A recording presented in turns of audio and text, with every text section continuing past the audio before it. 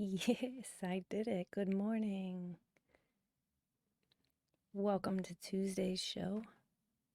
I started 1 minute early because yesterday I was 1 minute late. And now we're even. Good morning, first one shot. Good morning, Vicky. Thanks for being here. Yeah, you see No Nova? I think he's getting his IRL handled right now. So it's just me and y'all. But today I think it's supposed to be easy. I said that yesterday and I thought that all night long. It's going to be easy. It's just you and a book. But I'm still kind of nervous. Let me show you this thing that Sparky sent me today from Twitter. Not this. This.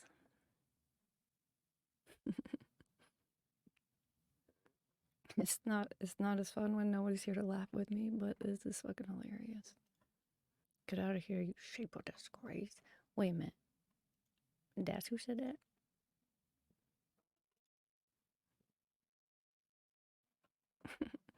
I just thought that was hilarious.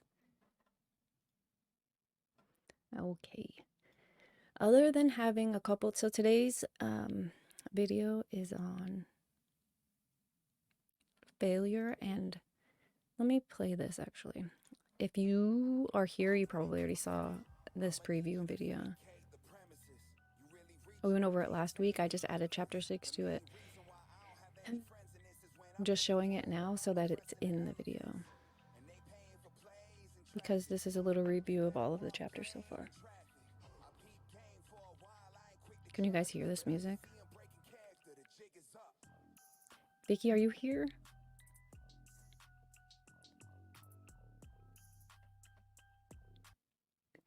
That was last week. Last week was You're Wrong About Everything, but so is everyone else. So be different. Today we're going to do chapter 7. Failure is the way forward, which kind of makes sense, right? I think first chapter was about like inputting negative feedback into the system, or something different into the system, so you could create a negative feedback loop instead of the positive one. And so chapter 7 is kind of, I'm not surprised that it's about failure.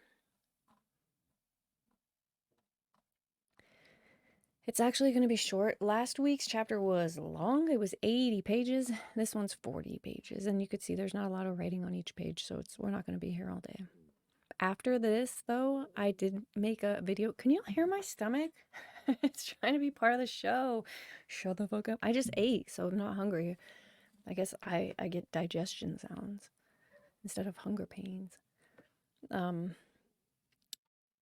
was I saying? That's what my stomach said. I forgot what I was saying.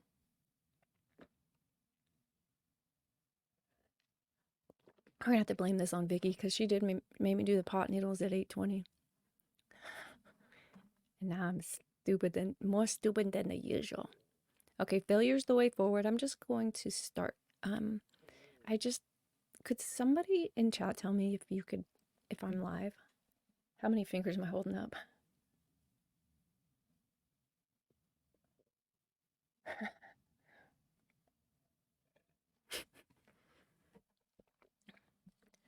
It doesn't matter. Let's just keep going. If I'm not live, I assume she's gonna say you're late and gay soon, or somebody will. My sister will show up and shame me. If I am live, so sorry that you have to watch this. It'll be very apparent that Nova's not the only retard on this show in the morning. Chapter 7, failure is the way forward. I really mean it when I say it. I was fortunate. I graduated college in 2007. Oh, I remember what I was going to say now. If you wait till the end of this video, I'm going to show you a funny. It's actually not that funny. It's funny if you know me and my life this last year, then I'm going to show you a video that's going to make you giggle. If you hate drama and think I'm stupid for this last year, do not stick around for the end. Nothing's happening. Just leave now. Okay, sorry. I just remembered that. Okay, so back to the book. I graduated college in 2007, just in time for the financial collapse and Great Recession, and attempted to enter the worst job market in more than 80 years. Around the same time, I found out that the person who was subletting one of the rooms in my apartment hadn't paid any rent for 3 months. When confronted about this, she cried and then disappeared, leaving my other roommate and me to cover everything. Goodbye, savings. I spent the next 6 months living on a friend's couch, stringing together odd jobs and trying to stay in as little debt as possible while looking for a real job. You love drama? It's kind of old. I say I was fortunate because I entered the adult world already a failure. I started out at rock bottom. That's basically everybody's biggest fear later on in life when confronted with starting a new business or changing careers or quitting an awful job. And I got to experience it right out the gates. Things could only get better. So yeah, lucky. When you're sleeping on a smelly futon and have to count coins to figure out whether you can afford McDonald's this week, and you've sent out 20 resumes without hearing a single word back, then starting a blog and a stupid internet business doesn't sound like such a scary idea. If every project I started failed, if every post I wrote went unread, I'd only be back exactly where I started. So why not try? Like that's a really good advice. If you're not doing anything today, do anything. Do one thing. Failure itself is a relative concept. If my metric had been to become an anarcho-communist revolutionary, then my complete failure to make any money between '07 and '08 would have been a raving success. But if, like most people, my metric had been to simply find a first series job that could pay some bills right out of school, I was a dismal failure. Good morning, Sister said. I grew up in a wealthy family. Money was never a problem. On the contrary, I grew up in a wealthy family where money was more often used to avoid problems than to solve them. I was, again, fortunate because this taught me in an early age that making money by itself was a lousy metric for myself. You could make plenty of money and be miserable, just as you could be broke and be pretty happy. Therefore, why use money as a means to measure my self-worth? That is a good lesson. Instead, my value was something else. It was freedom, autonomy. The idea of being an entrepreneur had always appealed to me because I hated being told that I had what I had to do and preferred to do things my way. The idea of working on the internet appealed to me because I could do it from anywhere and work whenever I wanted. I asked myself a simple question. Would I rather make decent money and work a job I hated, or play at internet entrepreneur and be broke for a while? The answer was immediate and clear for me, the latter. I then asked myself, if I try this thing and fail in a few years and have to get a job anyway, will I have really lost anything? The answer was no. Instead of a broke and unemployed 22-year-old with no experience, I'd be a broke and unemployed 25-year-old with no experience. Who cares? With this value, to not pursue my own projects became the failure. Not a lack of money, not sleeping on a friend's and family's couches, which I continued to do for most of the next 2 years, and not an empty resume. To not pursue my own projects became the failure. See, you just have to redefine your values. It's like big dick energy without the D. Hey. Morning. She done put something strong in her coffee. Okay, the failure success paradox. When Pablo Picasso was an old man, he was sitting in a cafe in Spain, doodling on a used napkin. He was nonchalant about the whole thing, drawing whatever amused him in that moment. Kind of the same way teenage boys draw penises on bathroom stalls, except this was Picasso. So the bathroom stall penises were more like cubist, impressionist awesomeness, laced on top of faint coffee stains. I think I got that right. Anyway, some woman sitting near him was looking on in awe. After a few moments, Picasso finished his coffee and crumpled up the napkin to throw away as he left. The woman replied, "Wait," she said. "Can I have the napkin you were just drawing on? I'll pay you for it." "Sure," Picasso replied. $20,000. The woman's head jolted back as if he'd just flung a brick at her. "What? It took you like 2 minutes to draw that." "No, ma'am," Picasso said. "It took me over 60 years to draw this." He stuffed the napkin in his pocket and walked out of the cafe. Improvement at anything is based on thousands of tiny failures, and the magnitude of your success is based on how many times you failed at something. If someone is better than you at something, then it's likely because she has failed at it more than you have. If someone is worse than you, it's likely because he hasn't been through all of the painful learning experiences you have. The magnitude of your success is based on how many times you've failed at something.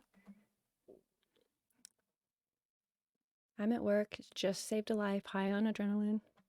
Hey, would you like to be in the newspaper? Oh, breaking news. Breaking news.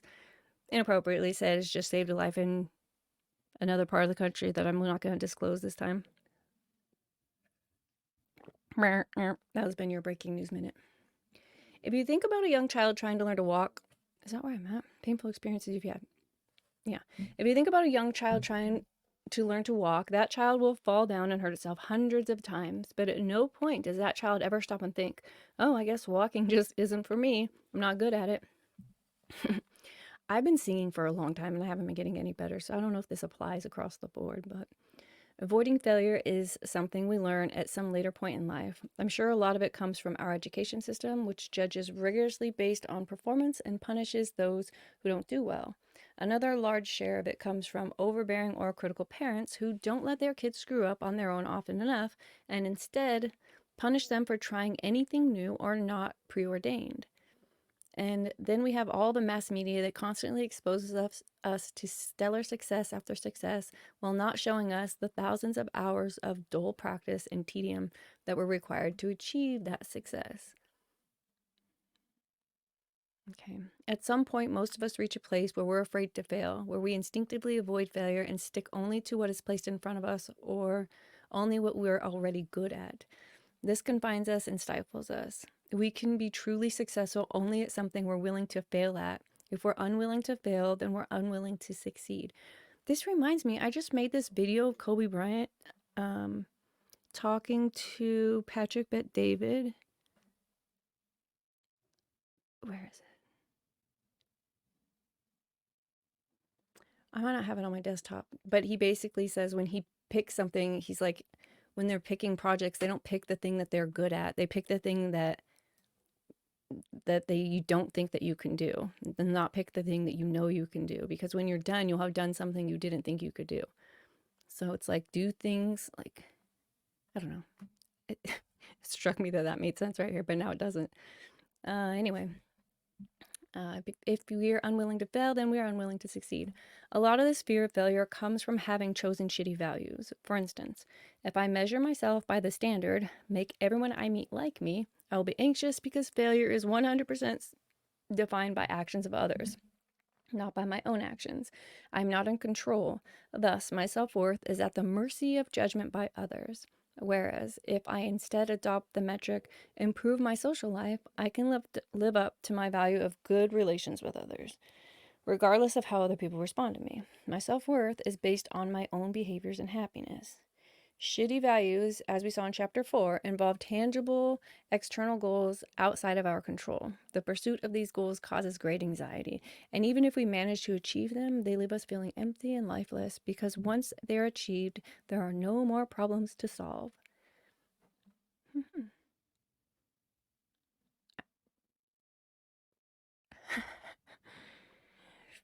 Better values, as we saw, are process oriented.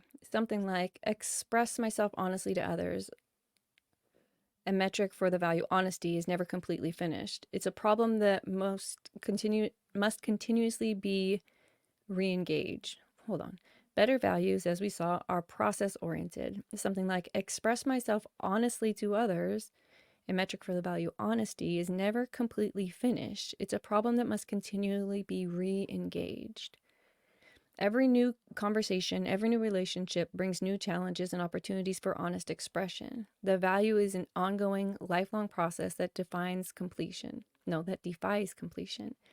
your metric for the value success by worldly standards is buy a house and a nice car, and you spent 20 years working your ass off to achieve it, once it's achieved, the metric has nothing left to give you. Then say hello to your midlife crisis, because the problems that drove you your entire adult life was just taken away from you. Aye, is that for real? Okay, if your metric for the value success by worldly standards is buy a house and have a nice car, You spend 20 years doing it. When you're done, it's over. Say hello to your midlife crisis because the problem that drove you for those 20 years is gone. Damn. I mean, okay, there are no other opportunities to keep growing and improving, and yet it's growth that generates happiness, not a long list of arbitrary achievements. That I do agree with, but don't you think you could like switch your goals to be like, okay, I got my house, I got my car, now I want my RV and my porch swing? Like retirement? In this sense, goals as they are conventionally defined, graduate from college, buy a lake house, lose 15 pounds, are limited in the amount of happiness they can produce in our lives. They may be helpful when pursuing quick short term benefits, but as guides for the overall trajectory of our life, they suck. Okay. Picasso remained prolific his entire life. He lived into his 90s, damn, and continued to produce art up until his final years. Let me find out when Picasso died real quick.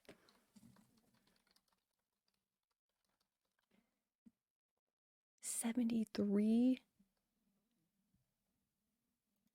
Picasso looks like a Picasso painting. Ugh. Okay, I just had to look up that. He was alive until the 70s. That's kind of dope. He was alive when my mom was alive. My mom could have met Picasso. He feels like an old son of a bitch. It seems like he's from the 1400s. Anyways, he was prolific. He lived to be and continued to produce art up until his final years. Had his metric been become famous or make a boatload of money in the art world or paint 1,000 pictures, he would have stagnated at some point along the way. He would have been overcome by anxiety or self-doubt. He likely wouldn't have improved or innovated his craft in the ways he did decade after decade. The reason for Picasso's success is exactly the same reason why, as an old man, he was happy to scribble drawings on a napkin alone in a cafe. His underlying value was simple and humble, and it was endless. It was the most honest expression, and this is what made the napkin so valuable. It was the value, honest expression.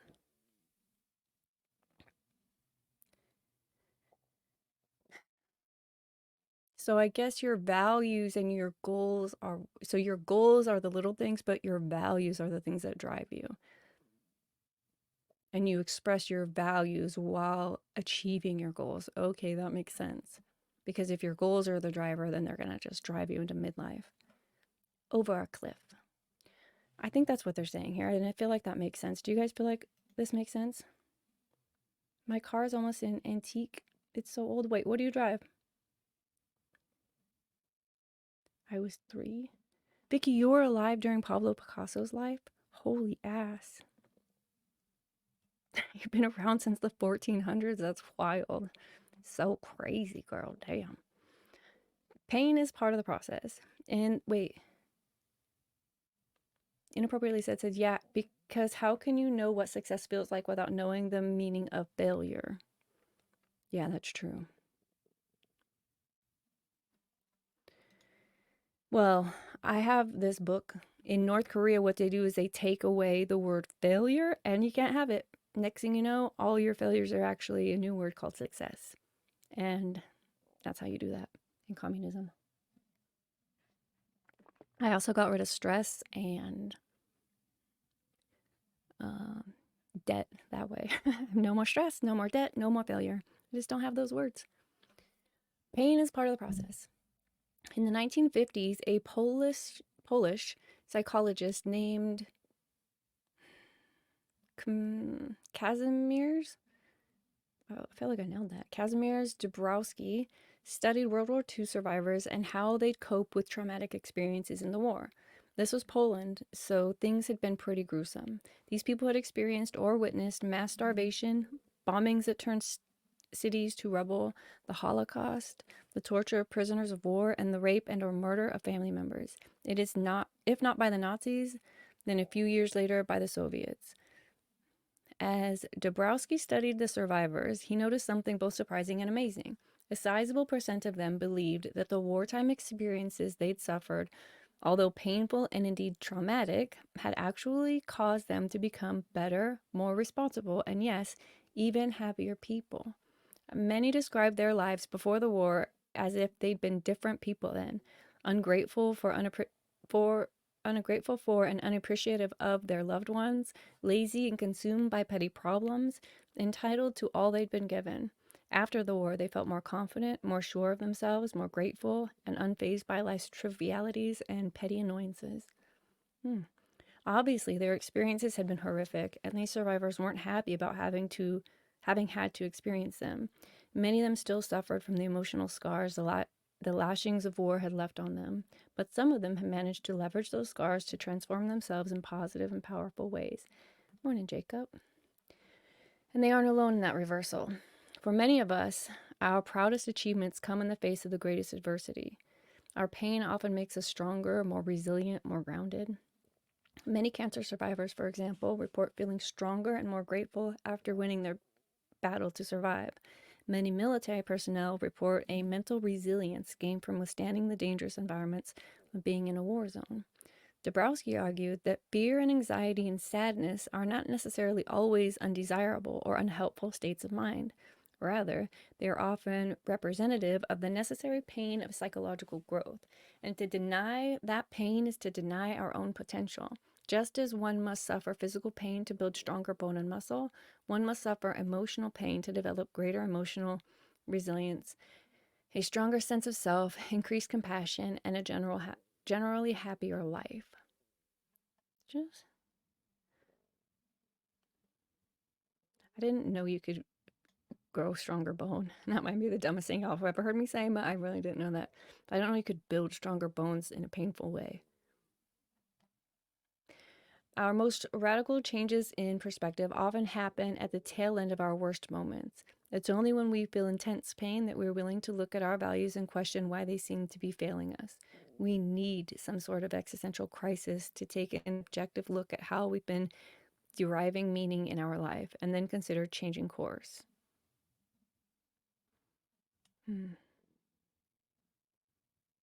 I think near-death experiences make you appreciate life more. Yeah. Or just actual death, experiencing other people dying around you, I think will do that same thing. I'm not saying that because I just read that in this book, but I was just thinking of like the people that I know that to me feel like the most loving people. I mean, I noticed growing up, like they were missing a parent. They lost a parent. Like it really felt like they knew how to love. Because they loved you like they were going to lose you. They understood what it meant to like lose also. And so that felt that, I don't know, failure, but that made them, I feel like, anyways, I'm rambling. You could call it hitting bottom or having an existential crisis. I prefer to call it weathering the shitstorm. Choose what suits you. I like weathering the shitstorm. And perhaps you're in that kind of place right now. Perhaps you're coming out of the most significant challenge of your life and are bewildered because everything you previously thought to be true and normal and good has turned out to be the opposite. That's good. That's the beginning. I can't stress this enough, but pain is part of the process. It's important to feel it, because if you just chase after highs to cover up the pain, if you continue to indulge in entitlement and delusional positive thinking, if you continue to overindulge in various substances or activities, then you'll never generate the requisite motivation to actually change. I'm gonna read it again. That's good. That's the beginning. I can't stress this enough, but pain is part of the process. It is important to feel it, because if you just chase after highs to cover up the pain, if you continue to indulge in entitlement and delusional positive thinking, if you continue to overindulge in various substances or activities, then you'll never generate the requisite motivation to actually change. You got to stop running the wrong way. When I was young, anytime my family got a new VCR or stereo, I would press every button, plug and unplug every cord and cable just to see what everything did. With time, I learned how the whole system worked. Because I knew how it all worked, I was often the only person in the house who used the stuff. As is the case for many millennial children, my parents looked on as if I were some sort of prodigy. To them, the fact that I could program the VCR without looking at the instruction manual made me the second coming of Tesla. That's cute. It's easy to look back at my parents' generation and chuckle at their technophobia. But the further I get into adulthood, the more I realize that we all have areas of our lives where we're like my parents with the new VCR. We sit and stare and shake our heads and say, but how? when really it's as simple as just doing it. I get emails from people asking questions like this all the time, and for many years I never knew what to say to them. There, there's the girl whose parents are immigrants and saved for their whole lives to put her through med school, but now she's in med school and she hates it. She doesn't want to spend her life as a doctor, so she wants to drop out more than anything. It feels stuck. So stuck, in fact, that she ends up emailing a stranger on the internet, me, and asking him a silly and obvious question: how do I drop out of med school? Or the college guy who has a crush on his tutor. So he agonizes over every sign, every laugh, or every laugh, every smile, every diversion into small talk, and emails me a 28-page novella that concludes with the question, how do I ask her out? That's like reading misconnections on the internet. You're like, bro, you did a lot more to get here when this bitch was right in front of you 3 hours ago. I don't know how to find her now. Or the single mother whose now adult kids have finished school and are loafing around on her couch, eating her food, spending her money, not respecting her space or her desire for privacy. She wants them to move on with their lives. She wants to move on with her life. Yet she's scared to death of pushing her children away, scared to the point of asking, how do I ask them to move out? These are VCR questions. From the outside, the answer is simple. Just shut up and do it. Ooh, I like that. The VCR questions. I like that a lot. Just shut up and do it, I guess, is the answer, though. But from the inside, from the perspective of each of these people, these questions feel impossibly complex and opaque existential riddles wrapped in enigmas packed in a KFC bucket full of Rubik's Cubes. It was hard for me to get through that sentence. VCR questions are funny because the answer appears difficult to anyone who has them and appears easy to anyone who does not. The problem here is pain. Filling out the appropriate paperwork to drop out of med school is a straightforward and obvious action. Breaking your parents' heart is not. Asking a tutor out on a date is as simple as saying the words. Risking intense embarrassment and rejection feels far more complicated. Asking someone to move out of your house is a clear decision. Feeling as if you're abandoning your own children is not. Good morning, beautifully. I'm glad you made it. I struggled with social anxiety. Throughout much of my adolescence and young adult life, I spent most of my days distracting myself with video games and most of my nights either drinking or smoking away my uneasiness. For many years, the thought of speaking to a stranger, especially if that stranger happened to be particularly attractive, interesting, popular, smart, felt impossible to me. I walked around in a daze for years, asking myself dumb VCR questions. How? How do you just walk up and talk to a person? How can somebody do that? I do. Do you guys relate to that at all? I do. I had all sorts of screwed up beliefs about this, like that you weren't allowed to. I had all sorts of screwed up beliefs about this, like that you weren't allowed to speak to someone unless you had some practical reason to, or that women would think I was a creepy rapist if I so much as said hello. The problem was that my emotions defined my reality because it felt like people didn't want to talk to me. I came to believe that people didn't want to talk to me, and thus my VCR question: how do you just walk up and talk to a person? Because I failed to separate what I felt from what was, I was incapable of stepping outside myself and seeing the world for what it was. A simple place where two people can walk up to each other at any time and speak. Do you guys love the way Mark Manson writes? I sure do.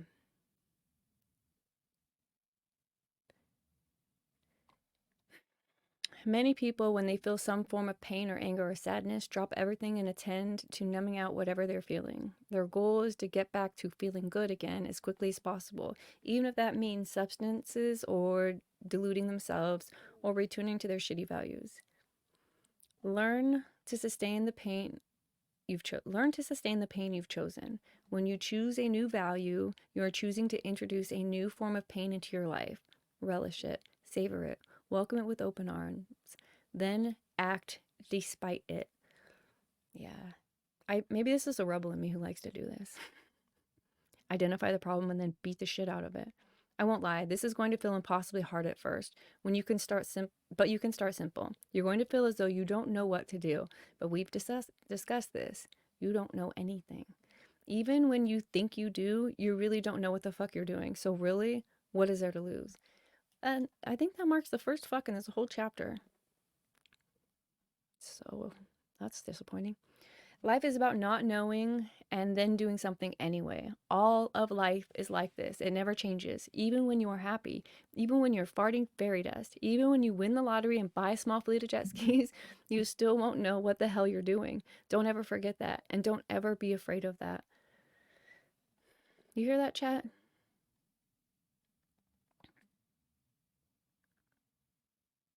Do you hear that, chat? Just kidding, I'm not gonna yell at you. The do something principle. I can't believe we're almost done with this. 30 minutes? Hell yeah. The do something principle. In 2008, after holding down a day job for all of 6 weeks, I gave up the whole job thing to pursue an online business. At the time, I had absolutely no clue what I was doing, but I figured if I was going to be broke and miserable, I might as well be while working on my own terms. Okay. At that time, while I seemed to really care about all I really seemed to care about was chasing girls. So fuck it. I decided to start a blog about my crazy dating life. The first morning that I woke up self-employed, terror quickly consumed me. I found myself sitting with my laptop and realized for the first time that I was entirely responsible for all of my own decisions, as well as the consequences of those decisions. I was responsible for teaching myself web design, internet marketing, search engine optimization, and other esoteric topics. It was all on my shoulders now. And so I did what any 24-year-old who just quit his job and had no idea what he was going to do would do. I downloaded some computer games and avoided work like it was the Ebola virus. Hear, hear. As the weeks went on and my bank account turned from black to red, it was clear that I needed to come up with some sort of strategy to get myself to put in the 12 or 14-hour days that were necessary to get a new business off the ground. And that plan came from an unexpected place. When I was in high school, my math teacher, Mr. Packwood, used to say, if you're stuck on a problem, don't sit there and think about it. Just start working on it. Even if you don't know what you're doing, the simple act of working on it will eventually cause the right idea to show up in your head.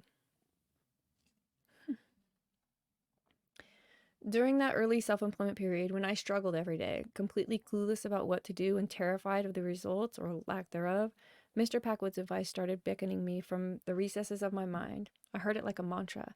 Don't just sit there, do something. The answers will follow. In the course of applying Mr. Packwood's advice, I learned a powerful lesson about motivation. It took about 8 years for this lesson to sink in, but what I discovered over those long, grueling months of bombed product launches, laughable advice columns, uncomfortable nights on friends' couches, overdrawn bank accounts, and hundreds of thousands of written words, most of them unread, was perhaps the most important thing I've ever learned in my life. Action isn't just the effect of motivation, it's also the cause of it. Action isn't the effect of motivation, it's the cause of it. Oh, okay. So it's like a perpetual thing. It's kind of like we found out in one of those chapters that the dopamine isn't released at the peak or the summit. The dopamine is released along the way. This is the same thing. It's the action isn't even that it's also the cause of it. So the more you do, the more you will actually gain motivation to continue doing. And your yeah, this is a wonderful chapter. Do you guys love this? Dominatrix Divinity, what y'all talking about? I rarely fart fairy dust, trust me. Disgusting. Most of us commit to action only if we feel a certain level of motivation, and we feel motivation only when we feel enough emotional inspiration. We assume that these steps occur in a sort of chain reaction like this. Emotional inspiration, then some motivation, then the desirable action. But if you want to accomplish something but don't feel motivated or inspired, then you assume you're just screwed. There's nothing you can do about it, and that there's nothing you can do about it. It's not until a major emotional life event occurs that you can generate enough motivation to actually get off the couch and do something. The thing about motivation is that it's not only a 3-part chain, but an endless loop. Inspiration, motivation, action, inspiration, motivation, action, and so on. Got it. Your actions create further emotional reactions and inspiration and move on to motivate your future actions. What? Taking advantage of this knowledge, we can actually reorientate our mindset in the following way: action, inspiration, motivation. So you just take a step first if you don't have the inspiration. You just start doing it. Let me think. How could I use this in my real life? Like, I don't want to do that. You know what? This actually happened to me yesterday. I didn't even want to do the dishes. And I washed like 4 forks. I'm like, this ought to get me through. You know, there's only 2 of us, but like if I wash 2 forks, we use 2, then it'll look like I'm not behind on anything. Anyway, I wash the forks. I'm like, I'm just going to keep washing. And the next thing you know, the dishes are done. So this is true. I was inspired by seeing how easy and relatively little time I was going to be taking doing the dishes that I just was motivated to keep doing it. Oh my gosh. Mark Manson, you done changed my life the day before I read this. Well done. The post-dopamine adrenaline crash is horrible for me. Ugh. Never stop. That's my advice is never stop. If you lack the motivation to make an important change in your life, do something, anything, really. And then harness the reaction to that action as a way to begin motivating yourself.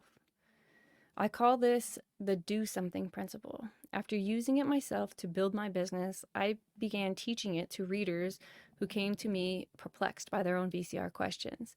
How do I apply for a job? Or how do I tell this guy I want to be his girlfriend? And the like. During the first couple years, I worked for myself. Entire weeks, let me read this like not a retard. During the first couple years I worked for myself, entire weeks would go by without my accomplishing much, for no other reason than that I was anxious and stressed about what I had to do. And it was too easy to put everything off. I quickly learned, though, that forcing myself to do something, even the most menial of tasks, quickly made the larger tasks seem much easier. If I had to redesign an entire website, I'd force myself to sit down and would say, okay, I'll just redesign the header right now. But after the header was done, I'd find myself moving on to other parts of the site. And before I knew it, I'd be energized and engaged in the project. Exactly like dishes. The author, Tim Ferriss, relates a story he once heard about a novelist who had written over 70 novels. Someone asked the novelist how he was able to write so consistently and remained inspired and motivated. He replied, 200 crappy words per day. That's it. The idea was that if he forced himself to write 200 crappy words, more often than not, the act of writing would inspire him. And before he knew it, he'd have thousands of words down on the page. This is also true. I also do a lot of writing, and sometimes you're like, nothing. I guess this. You just kind of like let the dumb ideas get to the page, and it's like your brain starts trusting you to like, okay, if you'll put a dumb idea down, how about this great idea? And next thing you know, great ideas are coming out. If you follow the do something principle, failure feels unimportant. When the standard of success becomes merely acting, when any result is regarded as progress and important, when inspiration is seen as a reward rather than a prerequisite, we propel ourselves ahead. We feel free to fail, and that failure moves us forward. The do something principle not only helps us overcome procrastination, but it's also the process by which we adopt new values. Procrastination is my giant problem. Such a procrastinator. It's called sloth. In one of my other videos, they called it sloth. If you're in the midst of an existential shitstorm and everything feels meaningless, if all the ways you used to measure yourself have come up short and you have no idea what's next, if you know that you've been hurting yourself chasing false dreams, or if you know that there's some better metric you should be measuring yourself with, but don't know how, the answer is the same. Do something. That something can be the smallest viable action towards something else. It could be anything. Recognize that you've been an entitled prick in all of your relationships and want to start developing more compassion for others. Do something. Start simple. Make it a goal to listen to someone's problems and give some of your time to helping that person. Just do it once, or promise yourself that you will assume that you are the root of your problems next time you get upset. Just try on the idea and see how it feels. That's a really, really, really, really good way to put it, because you're going to be arguing with your ego, and it's a son of a bitch. It's loud, it's bossy, it's basically the boss of most of us. But if you talk to your ego, it's like talking to the AI. You're going to have to get around it until it realizes you're the fucking boss. But tell it you're just trying on this idea to see how it feels. And when your ego finds out that being wrong won't kill it, it might allow you the freedom to like be wrong sometimes, which will open up so many learning opportunities. And I don't know. This is fun. Just try on the idea and see how it feels. That's often all that's necessary to get the snowball rolling, the action needed to inspire the motivation to keep going. You can become your own source of inspiration. You can become your own source of motivation. Action is always within reach, and with simply doing something as your only metric for success, well, then even failure pushes you forward. Hey, Cruel Spark. Yeah, good to see you. I'm glad you caught the live. Okay. Chapter 8. Well, you kind of got here right at the end, but don't worry. This chapter was a lot of fun. It's basically saying failure is the way forward. How do they describe failure to begin with? Let's go to the beginning. Nova's not here to distract me to say something right now. Pain is part of the process. Failure. No. Chapter 7.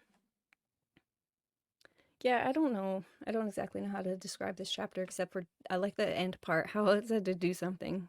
Do something over and over and over again because you can't succeed at it unless you have failed at it. Beginner's luck literally only lasts for a moment. And then you gotta either get good at it or get on with doing something else. That's also the good thing I think about failure. Like if you fail at something over and over and over again, you're either going to get better or you're going to realize that that thing isn't for you and you don't have to waste much more time on it.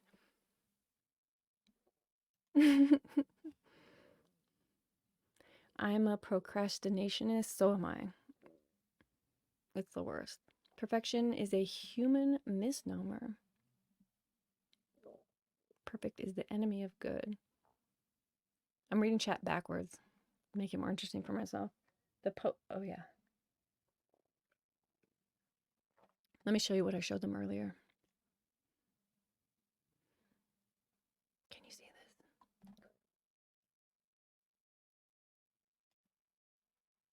this? This is hilarious. I don't care who you are. Thank you for this, Sparky. Sparky sent this to me and I said, lol. And he said, share it with Nova. I'm like, oh, okay, friend. We'll pass along.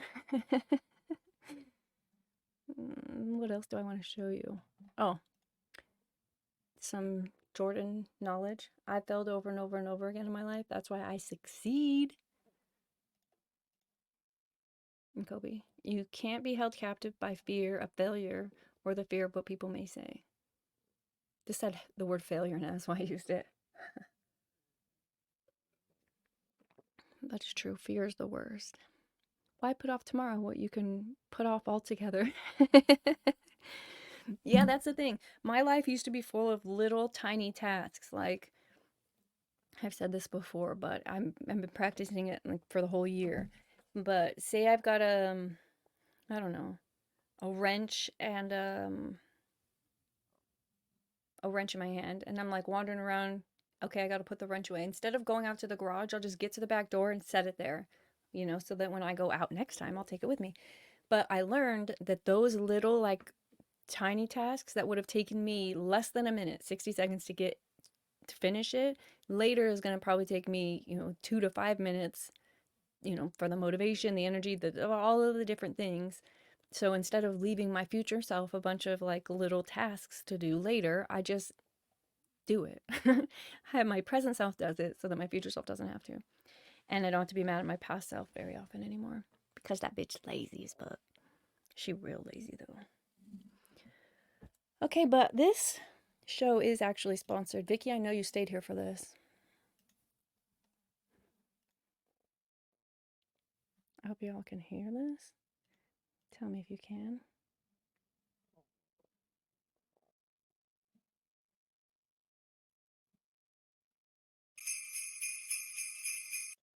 Can you hear that? I'll wait for you to answer me. This is 2 minutes and 39 seconds of your life. You will never get back. You will want it back, I promise to you. But I will steal it. This will be your first failure after the failure episode. All right, let's go.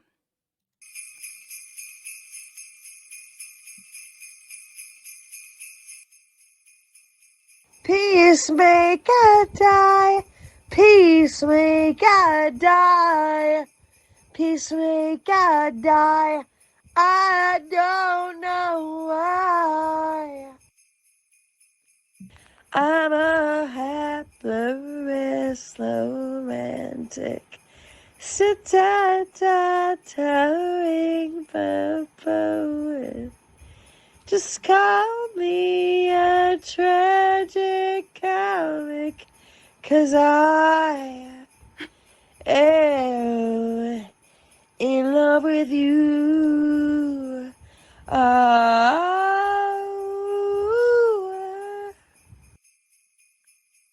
Kevin Costner sleeping in his bed, and I'm tired of this Asian bitch. She needs to die.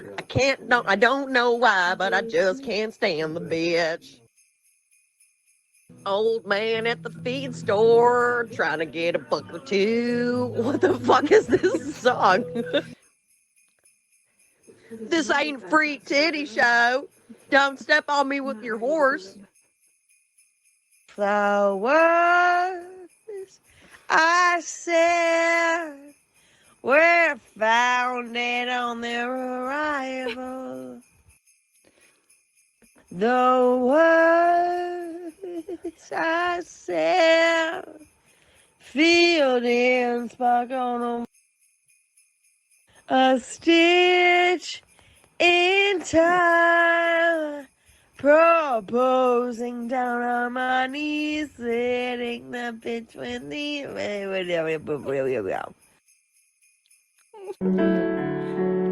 Is there anyone trying to find me?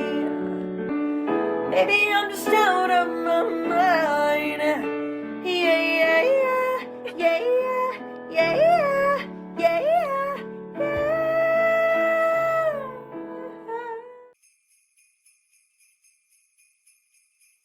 I don't need the rhyme or the reason, and I don't have to tell you why. But why? I don't owe you anything. Why? Yeah. I don't do this for the money. I do this for the message. I got the message, girl. I see a message. So you're welcome. You'll never get any of that back. And if that last song is stuck in your head, welcome to the fucking club, because it's stuck in my head. That bitch threw up with a message. What the message is. That's all. I don't have nothing to say about that. Some of you won't know what the hell that was. First shot. I'm so sorry, Shannon. I'm sorry. But there's this booze whale, and that's her Christmas album. You play it for your cats. Yeah. That's the meat flaps. That's the one. Mostly for Beautifully and Vicky. I hope you guys liked it. I think that's it though. I don't have much else to talk about today. Let's see. I showed you that. I showed you that. And I showed you these. Literally, I'm done. Anything else y'all can think of? I did see some news. Hold on. Real quick.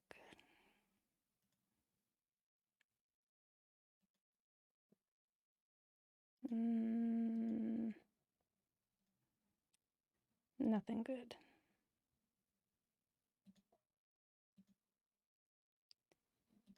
Wait a minute. Concorde engine finally sells on eBay. Is that plane that flew really high? Really fast? Let's look.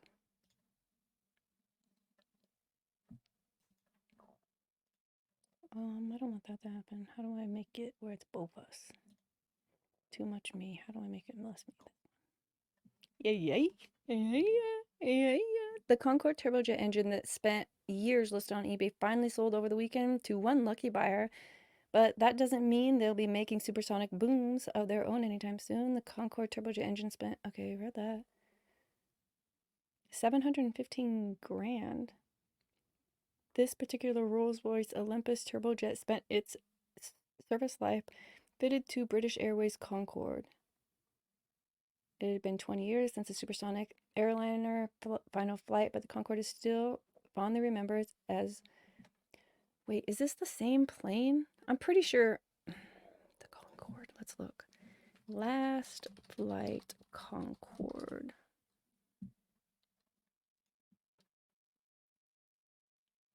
Is this it? Concorde's last flight? I'm gonna show you. There's one simple hearing hack. Not that. Did you know that? Okay. Is this really it? 20 years ago? Yeah. No, I want to be in the plane. Okay, we're in the Media interest in this departure. So as we're airborne, if you look out the window, you'll probably see. You guys, I'm going to show you the flat earth. Watch. Is this it? Where are the screens? This might. Oh, yeah, it is. Okay. Here to flat earth.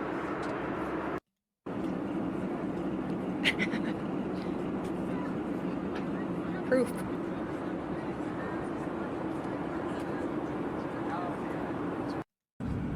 There we go. There it is.